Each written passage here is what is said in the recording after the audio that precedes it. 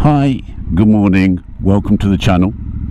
I've just dropped my wife's street triple off at Sutton's Motorcycles in Tamworth for a new chain and sprockets. The bike had done best part of 19,000 miles, so this is our first visit to Sutton's. They're going to be a new Triumph dealer, and they're really close to us, so I was really interested to see what they were like, how I get on with them.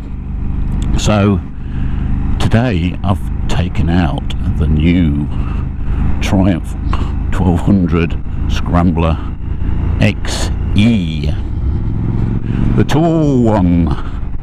And since I'm tall, I'm 6'3", I thought it might suit me. I really like the looks of it. I mean, I'm quite a Triumph fan anyway, and I've had Speed Triple before, and I've had a Tiger 800 XC, which was the tall one. Unfortunately, I didn't get on with that bike, so you know, I am interested to see what this ride's like. You know, obviously I've got a much bigger capacity engine here, but interestingly with roughly the same horsepower. I mean, I think that was something like 90 odd horsepower, and this is something like 89. It seems quite low for a 1200 engine, so I've only just picked it up from the dealer, so I've not had a chance to experience it yet, but I'm told it's a very torquey little thing, so and it makes its power lower down. So I'm going to take it a little run down the motorway for a start and try and find some nicer roads. I've only got an hour with the bike, so it's very difficult to form a really good opinion of the bike just in an hour, and obviously it's a big spending decision. You know, 12,500 quid for an hour's test ride. I was hoping he was going to say you could have it a little bit longer, but it's what it is.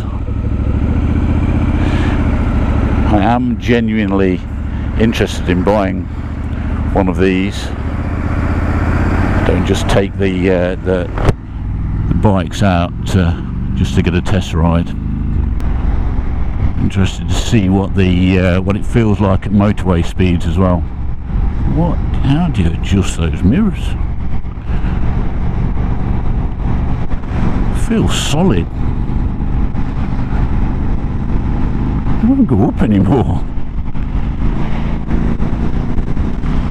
Now, for a good test for me, to how noisy, how much wind blast you get, is my camera's got a very sensitive microphone on it, and above any speeds, and all you get is cracking and banging from the microphone being overpowered. So what we're doing at the moment, we're doing 60. If I take it up to 70 miles an hour,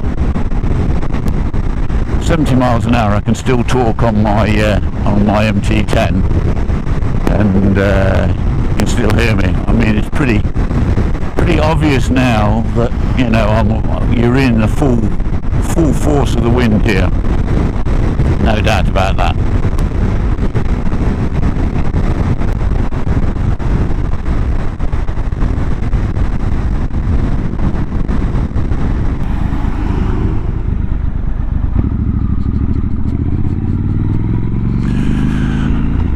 Like it, get it onto some country lanes. I think it's probably happier on here than it is on the motorway, but I wasn't going to talk and try and overpower the wind noise on the motorway, but it was perfectly happy there. It cruises along just nicely.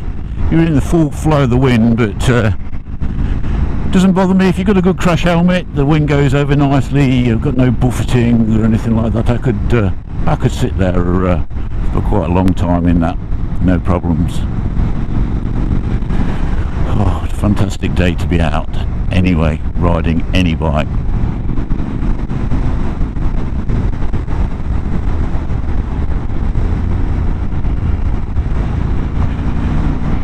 quite difficult to hear that exhaust pipe over the wind noise, mine, but I'm sure there's some sort of aftermarket option. There always is.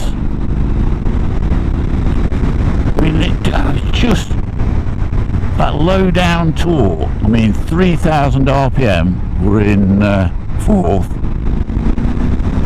Wow.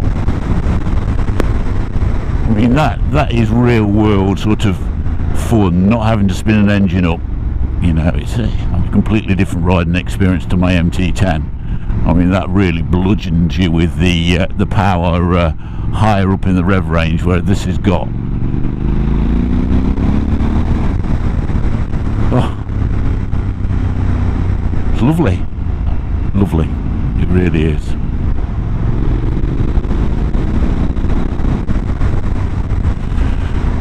Definitely with this taller suspension, you feel some rock back under acceleration and some dive under braking. Ooh, a little bit of a pop and a bang.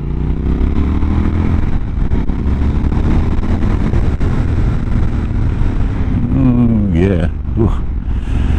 Dive, dive, dive.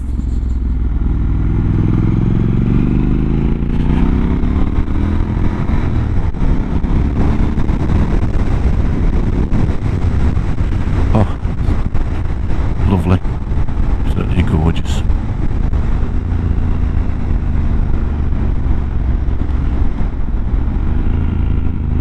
Can you hear that, guys? Oh.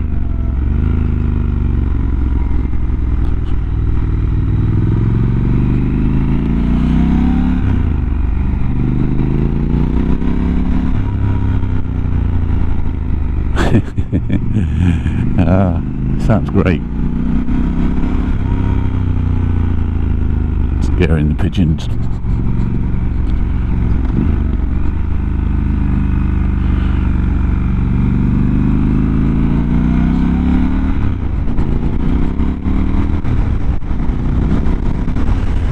Gearbox is lovely, as you'd expect from Triumph now.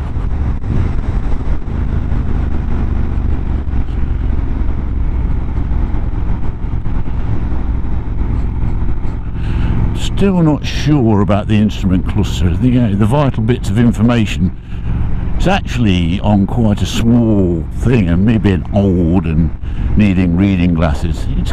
It's not that easy to read, actually.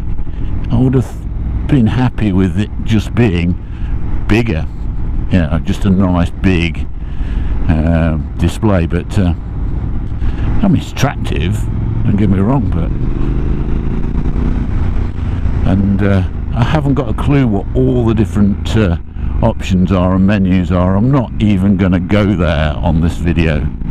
It's just a test ride, just to see whether I actually liked it. I'll leave all the technical stuff for the guys that own it, that want to spend ages going through every setting. I mean, in reality, don't most people find a setting they're happy with and leave it there? Again, all these fancy modes and that, they're wasted on me personally. Some people may love them.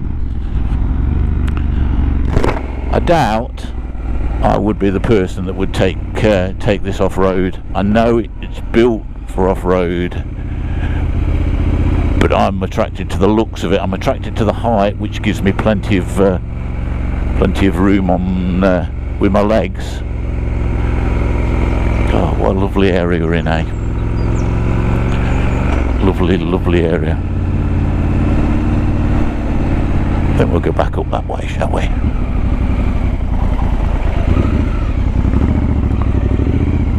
Oh, easy turn round there. Got a nice steering lock on it. Shall we go down here again? Oh, look how tight you can get round there. Nice and steady, slowly. It's a nice thing to manoeuvre, you know. Break the news to my wife that I really like it.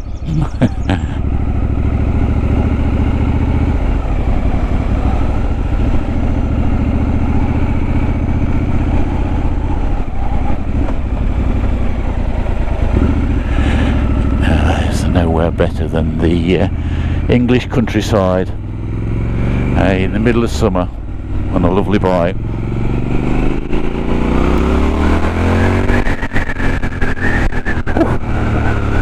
You really wouldn't think that was only what, about 90 horsepower, something like that, 89.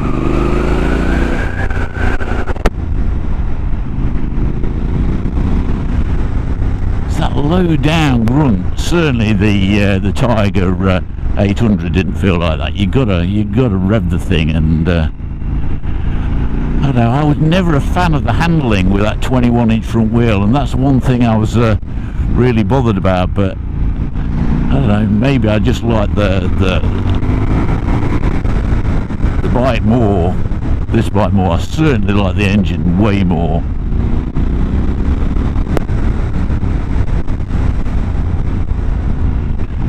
Completely different beast to what I've got. If I do buy one of these, I shall keep it alongside my Yamaha MT-10.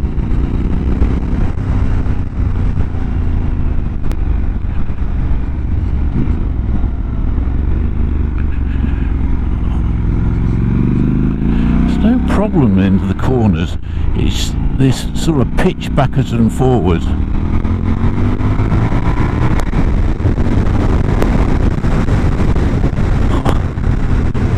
It's got some shunt with it. Blimey. Corners really nice, you know, it does.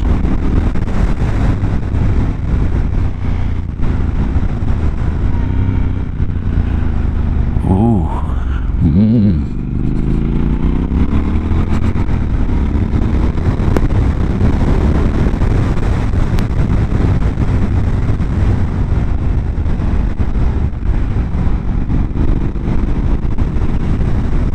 The only thing I'm finding, even after, what, I don't know, half an hour on the bike, the seat really isn't comfortable.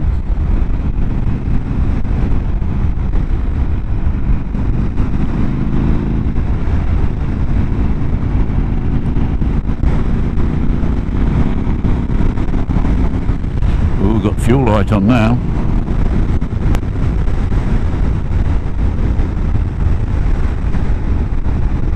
Pull in here and have a look around it.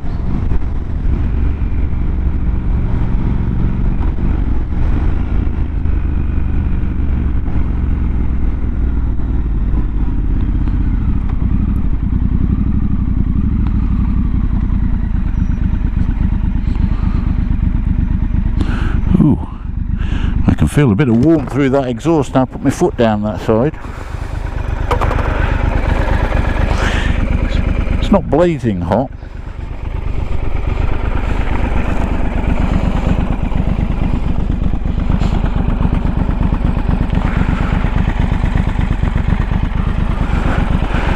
Yeah, that is one great looking bike, isn't it?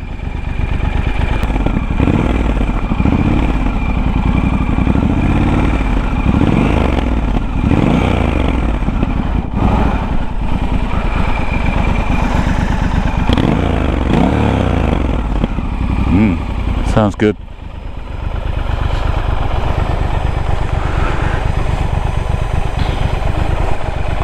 Sounds really good. I'm not sure I'm into what Triumph have done there with the wiring. It doesn't look that attractive, does it? But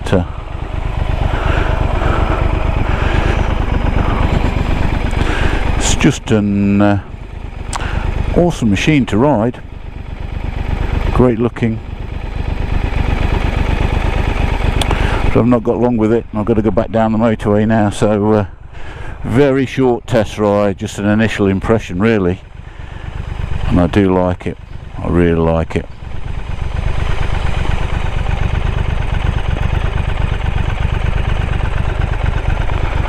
Really like it. A couple of things I don't like. I don't like the seat feels too narrow, and these are just ridiculous. They won't angle up enough. to look behind me. Key thing.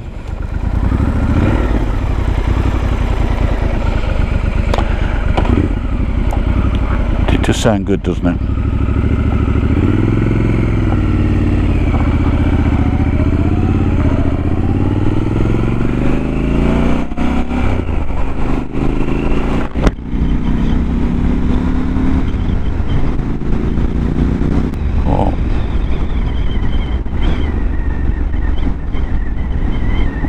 Walking there. Jesus Christ, look at the size of that dog.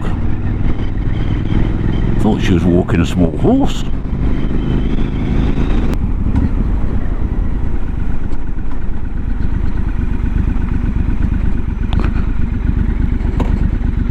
So I can still easily flat foot this down, both feet flat on the floor, look. Everyone was saying this, oh, it's a mighty tall thing, you know.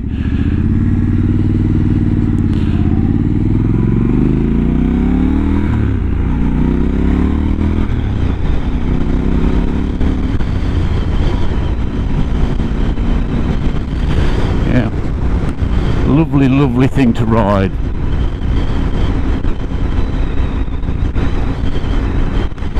Seat bothers me more than anything, I think. Mirrors are absolute rubbish. I can't get them. I can't see behind me at all. I mean, they'll just down look. They won't adjust any higher. How stupid is that? The only thing I can think is the clutch and brakes have been tightened up too far around and back. They'd have to do something about that. And I'll happily own up, I don't like the keyless system. That puts me off. Not happy that it's got keyless. I just think it's something that will go wrong. I mean, I've had a bad experience with the multi-strada and keyless. I just think manufacturers are going the wrong way if they think it's what normal punters want. They want a good basic bike. I don't particularly want all these fancy riding modes. It's only got 100 horsepower. Why do I need all the power modes? It's just unnecessary. No, I do get it with the slip and everything when you use it as an off-road tool. I do get that, wanting to be able to adjust it then, but just normal road riding.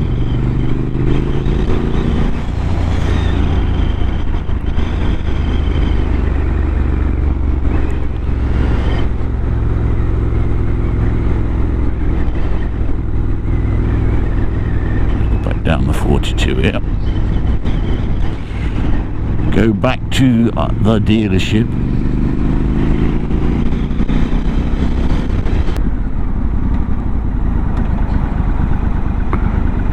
I think the thing that most impresses me about this bike is the shove between like 3,000 and 4,000 RPM. I don't think I've ridden anything quite like it, to be honest with you.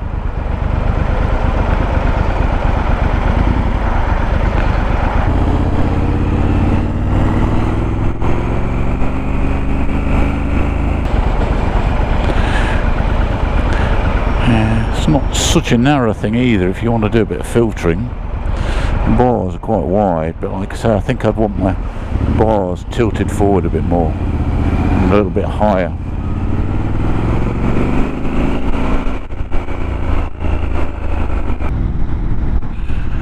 Say the suspension was still fairly firm, if I'm being honest. I was expecting maybe a softer ride.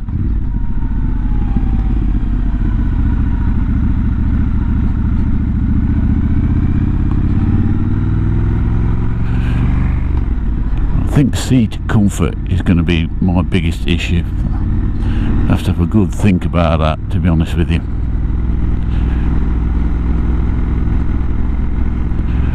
My arse cheeks are basically hanging out over the seat, and I don't like it. The trouble is they've made the seat quite narrow so you can get your feet down easy, but it compromises actual seat comfort. It's a little bit more like a cycle seat, and I don't know, can I live with it? I don't know.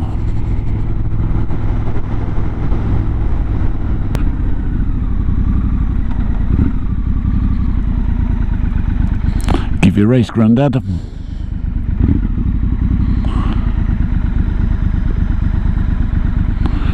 Oh, blimey. Straight across. No fucks given. Nearly back. I will put some fuel in it for him, it's only fair.